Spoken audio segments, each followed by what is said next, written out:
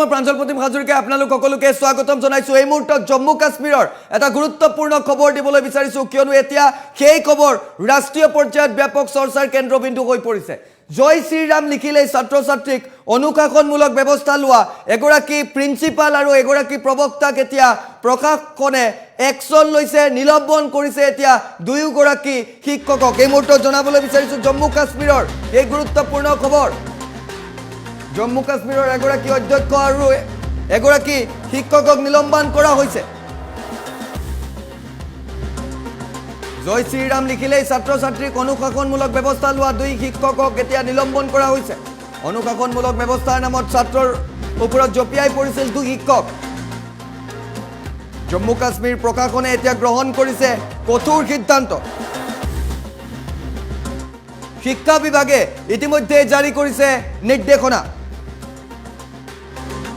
SSS স্কুলৰ অধ্যক্ষ মহম্মদ হাফিজ আৰু প্ৰবক্তা ডক্টৰ মহম্মদ ফাৰুকক নিলম্বন কৰিছে প্ৰশাসনে। জনাই গৈছো সেই গুৰুত্বপূৰ্ণ খবৰ, কিয়নো জয় শ্ৰীৰাম লিখিলে ছাত্ৰ ছাত্ৰীক অনুশাসনমূলক ব্যৱস্থা লোৱা দুই শিক্ষকক এতিয়া নিলম্বন কৰা হৈছে।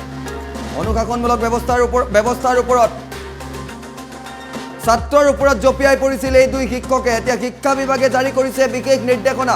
নিলম্বন ইতিমধ্যে কৰা হৈছে এই দুই শিক্ষকক। SSS স্কুলৰ অধ্যক্ষ মহম্মদ হাফিজ আৰু প্ৰবক্তা ডক্টৰ মহম্মদ ফাৰুকক নিলম্বন কৰিছে প্ৰশাসন। জনাই গৈছো সেই খবৰ, জয় শ্ৰীৰাম লিখিলেই ছাত্ৰ ছাত্ৰীক অনুশাসনমূলক ব্যৱস্থা লোৱা দুই শিক্ষকক এতিয়া নিলম্বন কৰা হৈছে। জম্মু কাশ্মীৰৰ পৰা আহিছে এই বিগ ব্ৰেকিং আপডেট। শিক্ষা বিভাগে ইতিমধ্যে জাৰি কৰিছে নিৰ্দেশনা। SSS স্কুলৰ অধ্যক্ষ মহম্মদ হাফিজ আৰু প্ৰবক্তা ইতিমধ্যে নিলম্বন কৰিছে। শিক্ষা বিভাগৰ ফালৰ পৰা ইতিমধ্যে জাৰি কৰা হৈছে সেই নিৰ্দেশনা। জয় শ্ৰীৰাম লিখিলেই ছাত্ৰ ছাত্ৰীক অনুশাসনমূলক ব্যৱস্থা লোৱা দুই শিক্ষকক নিলম্বন কৰা হৈছে। জম্মু কাশ্মীৰৰ এই খবৰ জনাই গৈছো আমি আপোনালোকক। অনুশাসনমূলক ব্যৱস্থাৰ নামত ছাত্ৰৰ ওপৰত জঁপিয়াই পৰিছিল এই দুই শিক্ষকে। এটা শিক্ষা বিভাগে ইতিমধ্যে জাৰি কৰিছে নিলম্বনৰ সেই নিৰ্দেশনা।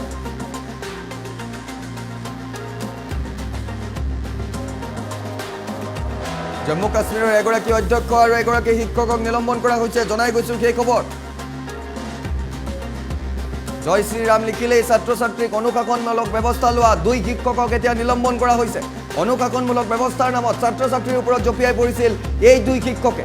ইতিমধ্যে জম্মু কাশ্মীৰ প্ৰশাসনে গ্ৰহণ কৰিছে কঠোৰ সিদ্ধান্ত। শিক্ষা বিভাগে ইতিমধ্যে জাৰি কৰিছে নিৰ্দেশনা।